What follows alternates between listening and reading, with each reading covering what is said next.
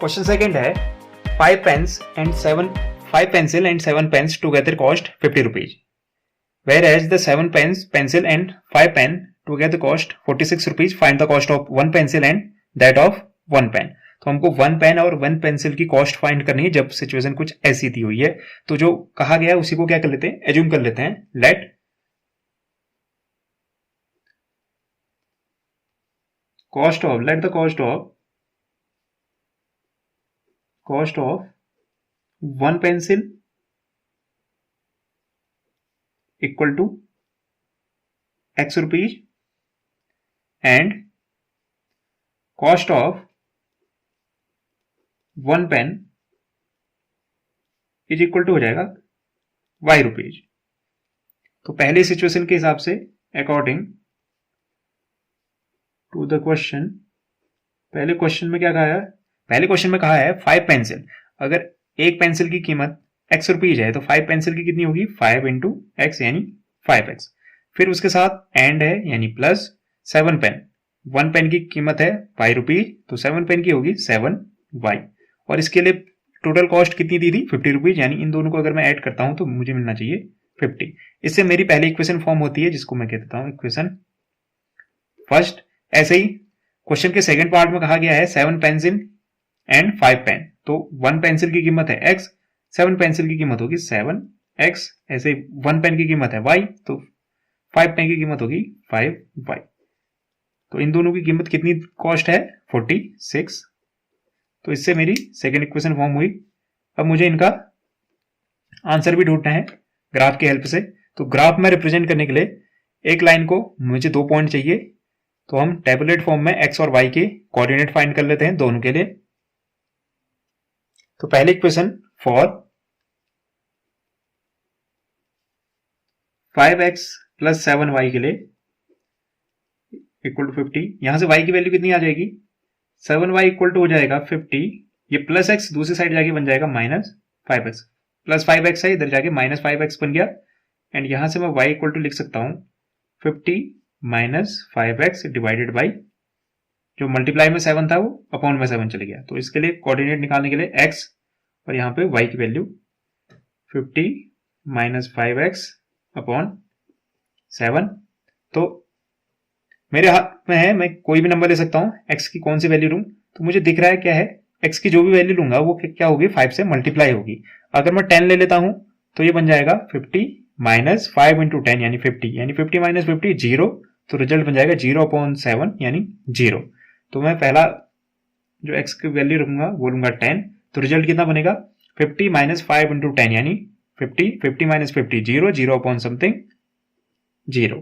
Again कोई दूसरा number ले लेते हैं, दूसरा नंबर ले लेते हैं सपोज 3, 5 3 जा 15, 45 में से 15 माइनस करेंगे 35, 35 को 7 से डिवाइड करेंगे रिजल्ट आएगा 5। तो मेरे पहली इक्वेशन के लिए जो पहले पॉइंट के कोऑर्डिनेट हैं यानी a वो है 10, 0, और जो दूसरा पॉइंट बनेगा वो है 3, 5। ऐसे ही दूसरी इक्वेशन के लिए for 7x plus 5y equal to 46 के लिए 5y इक्वल टू कितना हो जाएगा, 5y इक्वल टू हो जाएगा 46, ये प्लस 7x पहुंच जाएगा इधर माइनस 7x, और यहाँ y की वैल्यू आ जाएगी 46 माइनस 7x डिवाइडेड बाई, ये 5 और y के बीच में कोई साइन नहीं था, इसका मतलब मल्टीप्लाई का साइन है, इक्वल की दूसरी तरफ जाके ये बन जाएगा डिवाइड। तो यानी x और y की वैल्यू हो जाएगी 46 माइनस 7x अपॉन 5। तो x की कोई वैल्यू ले लेते हैं, सपोज मैंने x की क्या वैल्यू ले ली, 8 ले लेता हूं। अगर मैं x की जगह पे रख लूं 8, तो 8 लेने पे मेरे रिजल्ट बनेगा 8 7 जा 56, और ये 46 है, 46 में से 56 माइनस करेंगे माइनस 10, माइनस 10 को 5 से डिवाइड करेंगे, 10 को 5 से डिवाइड करेंगे 2 आएगा, तो माइनस 10 है तो माइनस 2 आएगा, रिजल्ट बनेगा माइनस 2। ऐसे ही 3 लेने पे अगर मैं 3 ले लूं तो 7 3 जा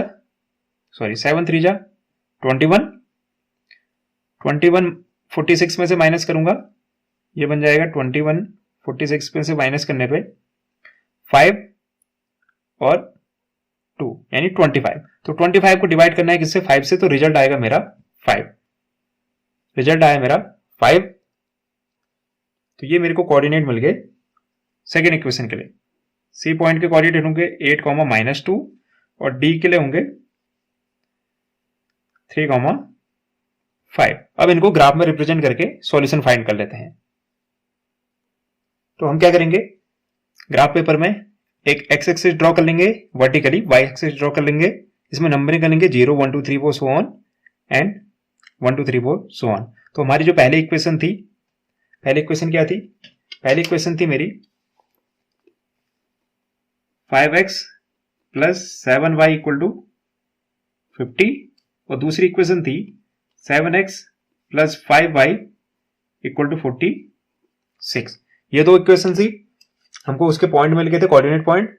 तो पहली सिचुएशन में यानी पहले पॉइंट के लिए कोऑर्डिनेट है मेरे 10, 0। तो 10 मतलब x की वैल्यू और y क्या है 0। तो y 0 x एक्सिस पे होता है, ये रही 10, 0। दूसरा है 3, 5। तो हम जाएंगे x की वैल्यू 3 से 3 पे एक y एक्सिस के पैरेलल लाइन ड्रॉ करेंगे और y की वैल्यू है 5, तो y 5 पे पैरेलल लाइन ड्रॉ करेंगे x एक्सिस के अराउंड। तो ये दोनों पैरेलल लाइन जहां पे कट करेंगी वो पॉइंट कहलाएगा पॉइंट B 3, 5। इत्तेफाक से जो D पॉइंट है वो भी 3, 5 है, 3, 5। ये भी सेम ड्रॉ हो गया यहीं पे। और जो C के कोऑर्डिनेट थे वो थे 8, -2। तो x की वैल्यू है 8, ये रही x की लाइन, 8 की लाइन और -2, तो माइनस y एक्सिस पे आएंगे। तो यार ये रहा -2 पैरेलल लाइन ड्रॉ करेंगे, ये दोनों एक दूसरे को कट करेंगे, इस पॉइंट को कहेंगे हम C 8, -2। अब हम क्या कर लेंगे, पहली इक्वेशन के जो दो पॉइंट है उनको मीट कर लेते हैं। तो B और A को मिला लेते हैं। तो ये रहा पहली इक्वेशन के लिए लाइन, ये थी 5x plus 7y equal to 50। ऐसी दूसरी equation 7x plus 5y equal to 46 के लिए C और D पॉइंट को मिलाना पड़ेगा। C और D को मिला लेते हैं।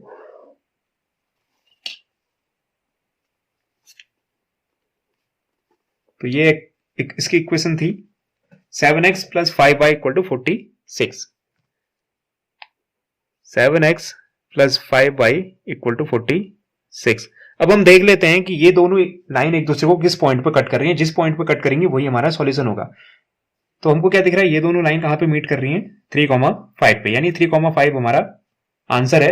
अब 3, 5 यानी ये कोऑर्डिनेट है, तो पहला जो है वो वैल्यू है x की, यानी x की वैल्यू है 3 और y की वैल्यू है 5। तो x हमने किसको एज्यूम कर रखा था, x हमने एज्यूम कर रखा था कॉस्ट ऑफ 1 पेंसिल। x की वैल्यू कितनी आई, x की वैल्यू आई 3 और y की वैल्यू यहां से मिल रही है 5। इसका मतलब cost of 1 pencil is equal to हो जाएगी 3 रुपी और cost of 1 pen equal to हो जाएगी कितने रुपी, 5 रुपीज। तो इस तरह हम ग्राफ की हेल्प से भी क्वेश्चन का सॉल्यूशन फाइंड कर सकते हैं। उम्मीद करता हूं आपको ये सॉल्यूशन और ये एक्सप्लेनेशन पसंद आया होगा। उम्मीद करता हूं आपको ये एक्सप्लेनेशन पसंद आया होगा और समझ भी आया होगा। Thank you and have a nice day.